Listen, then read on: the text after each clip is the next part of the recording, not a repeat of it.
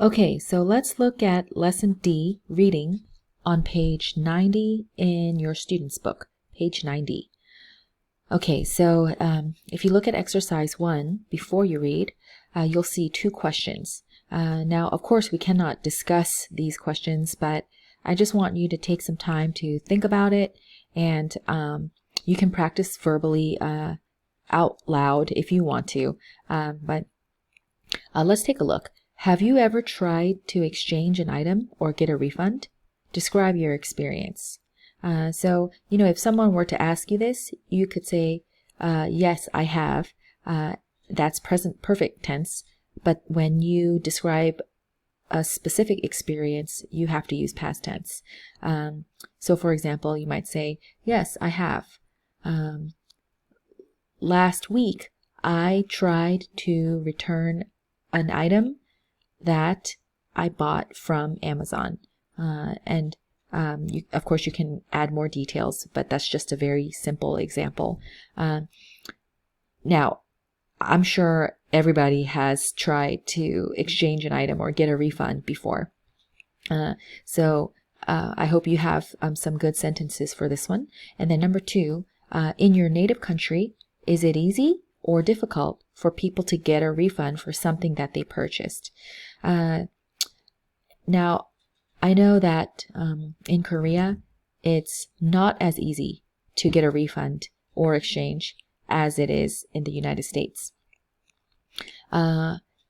It's sometimes considered impolite to exchange get a refund, and it can be it can also be considered irresponsible, and it's definitely not something that is welcomed in Korea. And of course, in the United States, it's usually pretty easy to get a refund or exchange. And as I mentioned last time, some stores have a no questions asked policy. So they make it really easy for customers to come in and return things, and because they want the customers to be satisfied and have no questions or hesitations about buying something.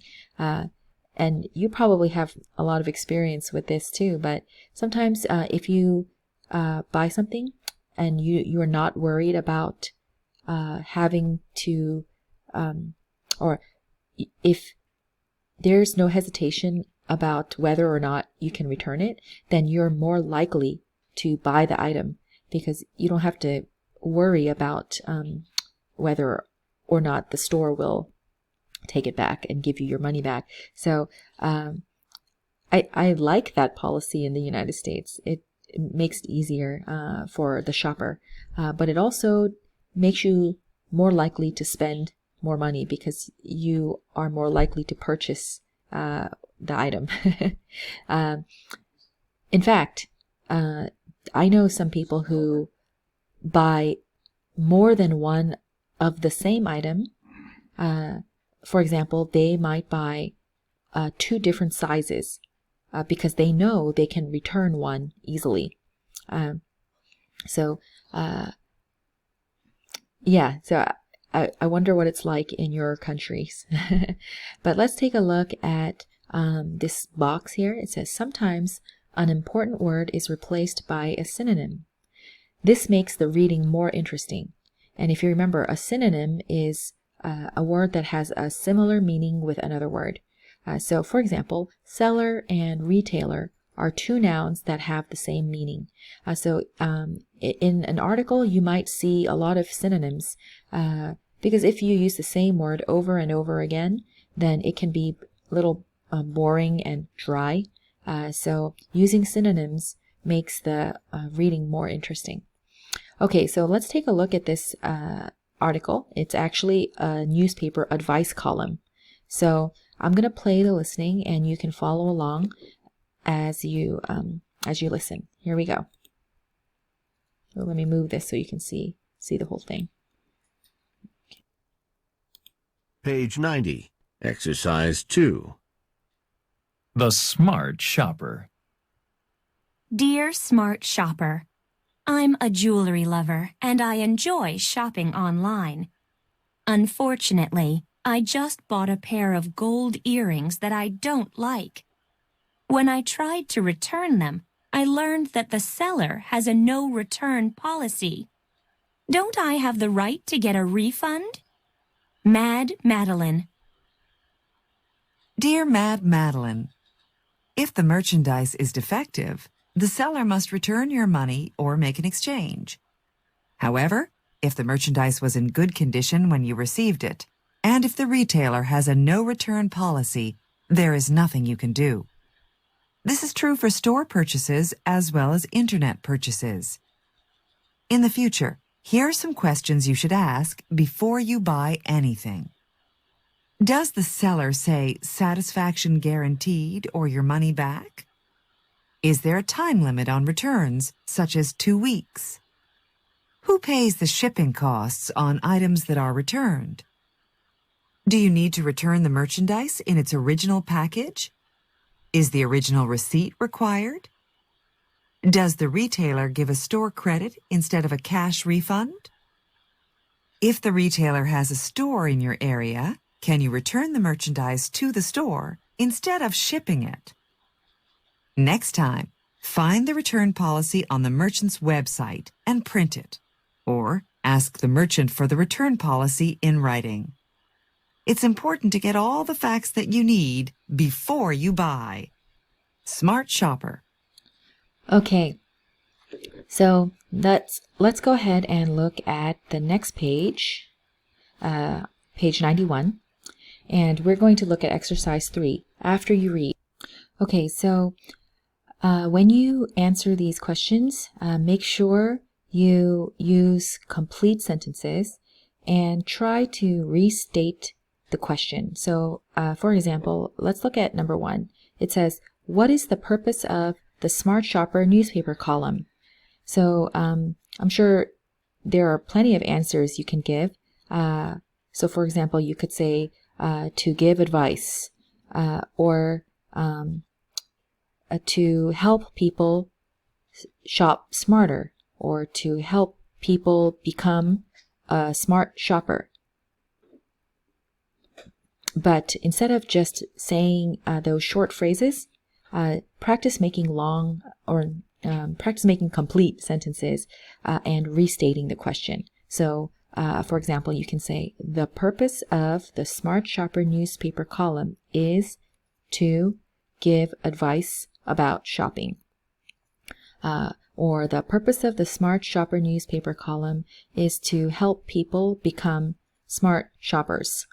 So as you can see, I restated the question and I made the answer into a complete sentence. So when you restate the question, then of course it becomes a complete sentence. So again, for number 2, you would say, well, let's read it first. It says, what problem does Madeline write about? So of course you can say Madeline writes about, and then you can include the problem that she has. Okay, so I'm going to give you some time to go ahead and complete this exercise, and you can pause the video and resume when you're finished. Okay, so for number 2, we can say Madeline writes about the problem or her problem of not getting a refund.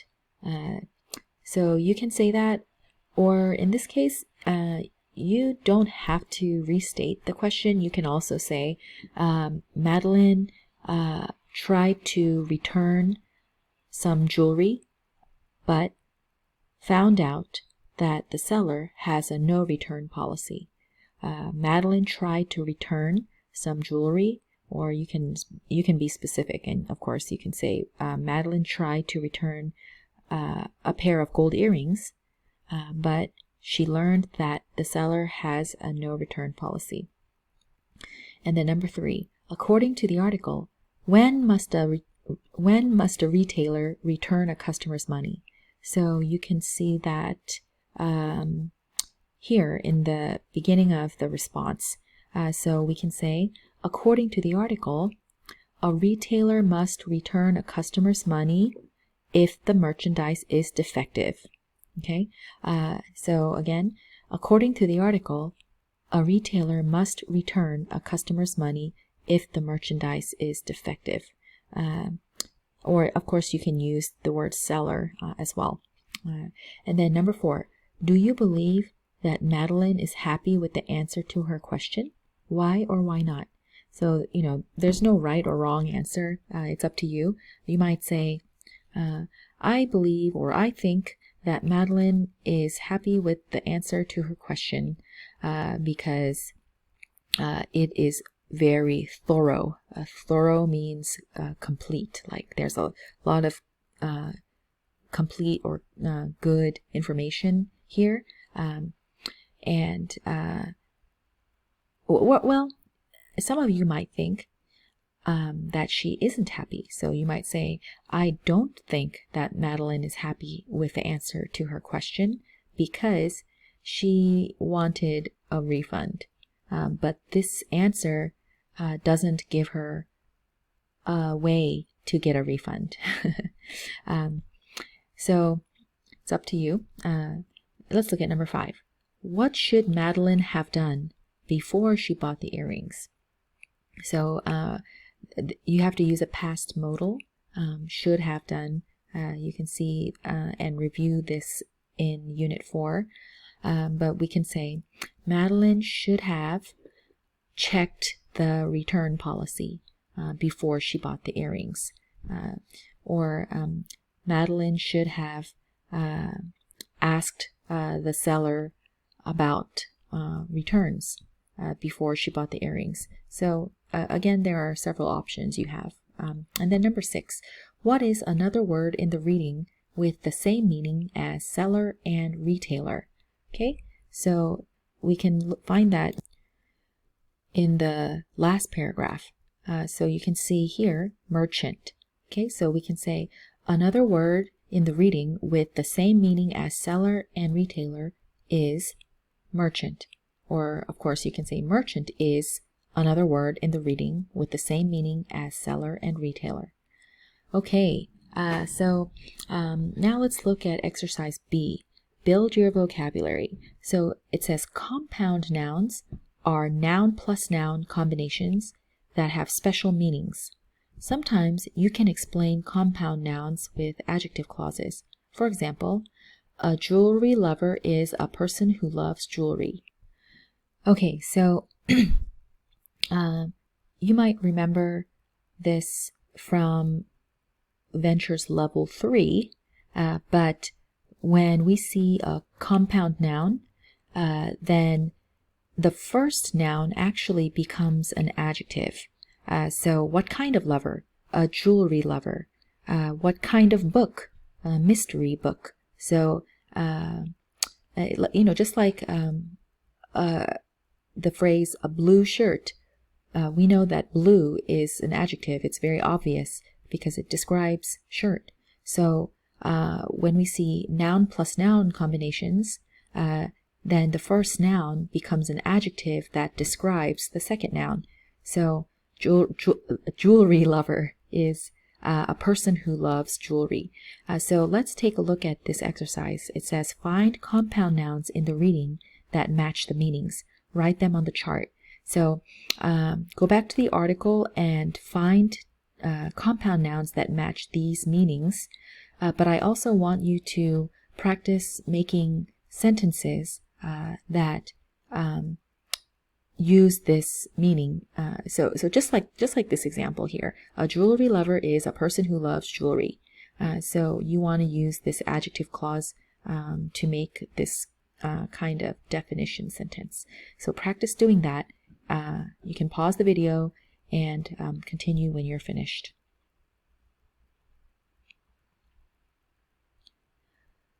Okay, so let's look at number 2. We can say a time limit is a limit that is related to time. Okay, a time limit is a limit that is related to time, and you can find that here in the second point. Is there a time limit on returns such as 2 weeks? So You can put that here, time limit. Okay, and then number 3, costs that are related to shipping are shipping costs. Okay, and you can find that in the 3rd point, shipping costs. So again, you can say shipping costs are, and remember, costs is plural, so we have to say are costs that are related to shipping. Okay, and then number 4, a credit that is given by a store is, where is it? Store credit, and it's right here in this point. So again, store credit, and I mentioned this last time, but credit is actually a non-countable noun, so we don't really say a store credit. We just say store credit. So we can say store credit is credit that is given by a store. Okay, and then number 5. And if you've noticed, I sometimes say the meaning first and then the compound noun. So you can do both. So you can say a refund that is made in cash is a cash refund. And that's also in this same point as store credit.